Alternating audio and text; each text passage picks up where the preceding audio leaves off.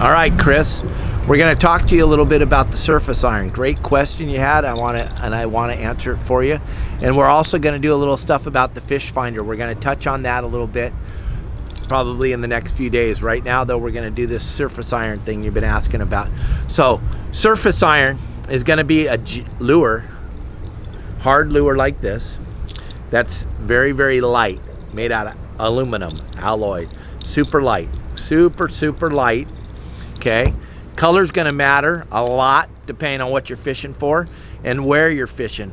This Wounded Warrior Soldier right here, this seems to be the go-to surface iron for me for calico bass fishing. I love this lure right here. This thing works phenomenal. But you're gonna wanna make sure it's lightweight, and you're gonna wanna know how to cast. So when you go back to swing this out to cast it, I let the lure swing back on the outside part of the swing. I let her go. Hits the water, medium speed, just so that the lure is kicking in the water. Okay, so the jig swings back. Let her rip. You want a slow, medium speed retrieval depending on your reel and the gear ratio, but you do not want to make it fast when you're surface iron fishing because it'll cause the lure to skip out of the water. You want a slow, medium speed crank. The minute it hits the water, you still want to start to wind because you want that lure up on the surface, kicking back and forth. When you get a bite, like right now, you wind through it. You don't set the hook.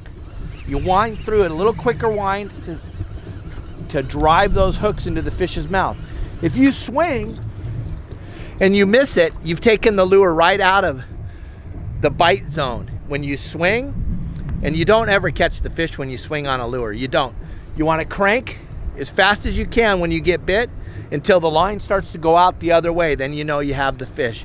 If the line's not going out the other way, you got a great chance of getting bit again because he missed it. But you never want to swing.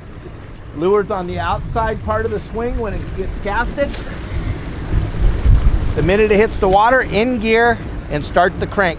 Tip down in the water so that the lure looks more natural. If you're holding the tip up, the lure skips on the surface. If you hold it down, it stays in the water and kicks as it swims.